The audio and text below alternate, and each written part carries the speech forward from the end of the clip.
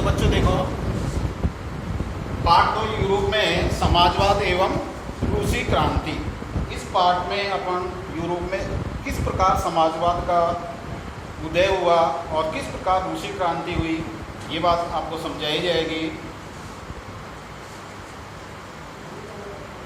Europe में से सभी लोग आमूल समाज परिवर्तन के पक्ष में नहीं। यूरोप में सभी लोग समाज के आमूल परिवर्तन के पक्ष में नहीं थे।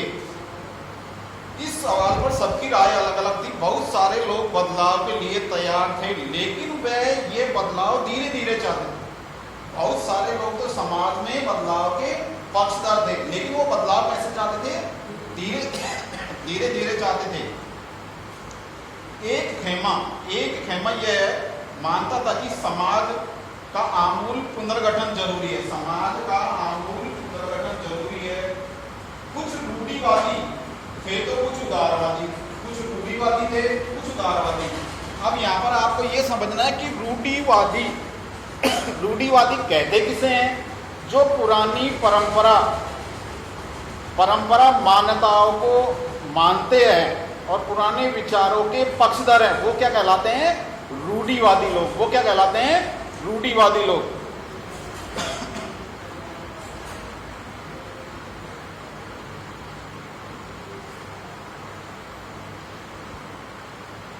आमूल परिवर्तनवादी संसाधनों के पक्ष में थे। उस समय के संदर्भ में इन शब्दों का महत्व था कि राजनीति की धाराओं में क्या फर्क थे और कौन कौन सी बातें थी जो समान थी। यहाँ पर हमें ये ध्यान रखना है कि इन शब्दों का अर्थ हर काल और परिवेश में एक नहीं होता है। आगे देखोगे आप, उदारवादी, रेडिकल और रूढ़िवादी। उदारवादी, रेडिकल और रूढ़िवादी। समाज परिवर्तन के समर्थकों में एक समूह उदारवादी हुआ था। समाज के जो परिवर्तन वाले थे, किताब में बाद में देखना, पहले आप सुनो, समझो ध्यान से। समाज परिवर्तन के जो समर्थक थे ना, उसमें एक वर्ग किसका था? उदारवादी था। अब उदारवादी समुदाय क्या चाहता था? उदारवादी ऐसा राष्ट्र चाहते थे। उदारवादी कैसा राष्ट्र चाहते थे? ऐसा राष्ट्र चाहते थे जिसमें सभी धर्मों को बराबर का सम्मान और जगह मिले। उदारवादी वर्ग के लोग यह चाहते थे कि सभी धर्मों को बराबर का सम्मान और जगह मिले। उदारवादी क्या चाहते थे? सभी धर्मों को समाज में बराबर और सम्मान मिले। कौन चाहते थे ये? उदारवादी। कौन चाहते थे? उदारवादी।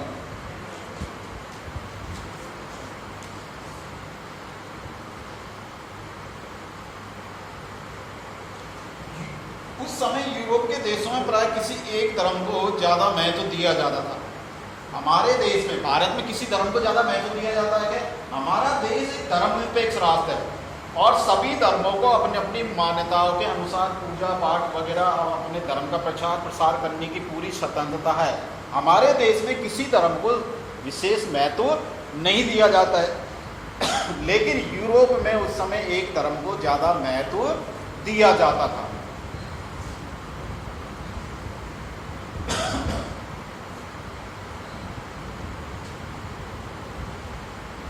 ब्रिटेन की सरकार चर्च और इंग्लैंड का समर्थन करती थी। ब्रिटेन की सरकार किसका समर्थन करती थी? चर्च और इंग्लैंड का। ऑस्ट्रिया, स्पेन कैथोलिक चर्च के समर्थक थे। उदारवादी, यहाँ पर अंडरलाइन करो बेटा, आपके पास में रूल है तो अंडरलाइन करना है। उदारवादी समूह वंश आधारित शासकों की अनियंत्रित सत्ता के विरोधी थे। वंश आधारित शासकों की अनियंत्रित सत्ता के विरोधी थे।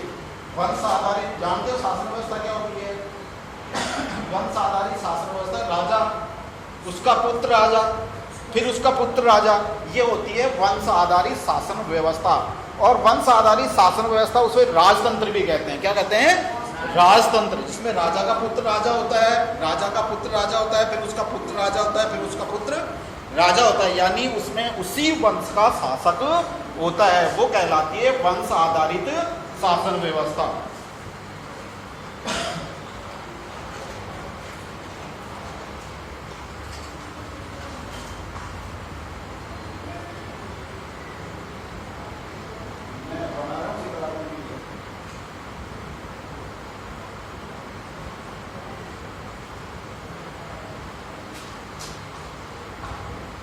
सरकार के, ध्यान सुनना है, वे सरकार के समक्ष व्यक्ति मात्र के अधिकारों की रक्षा के पक्षधर थे। वे सरकार के समक्ष व्यक्ति मात्र के अधिकारों की रक्षा के पक्षधर थे। कौन लोग?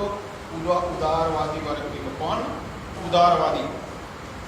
उदारवादी समूह के जो लोग थे वो व्यक्ति मात्र के अधिकारों की रक्षा के पक्षधर थे।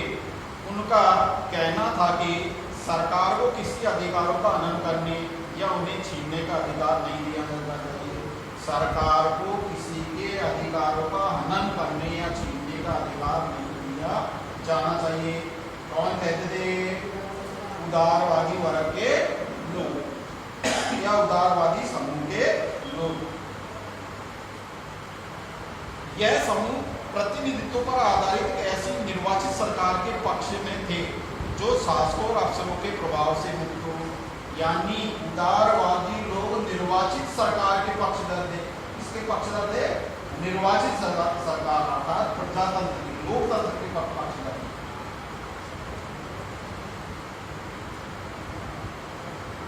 जो शासकों और अफसरों के प्रभाव से मुक्त और सुप्रशिक्षित न्यायपालिका द्वारा स्थापित किए गए कानूनों के अनुसार शासन कार्य चलाए। यहाँ पर अंडरलाइन करना है, शासन कार्य चलाए। साथ ही यह समूह उदारवादी लोकतंत्रवादी नहीं था। यह लोग सार्वभौमिक व्यक्त मताधिकार यानी सभी नागरिकों को वोट देने के अधिकार में पक्ष नहीं। सार्वभौमिक व्यक्त मताधिकार किसे कहते हैं?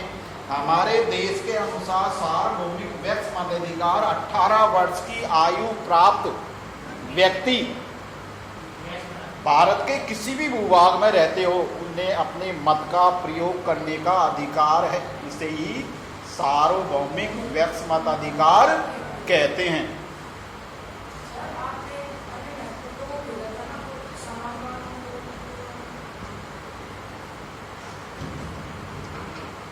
तो सार्वभौमिक व्यक्त मताधिकार समझ में आ गया आप लोगों के?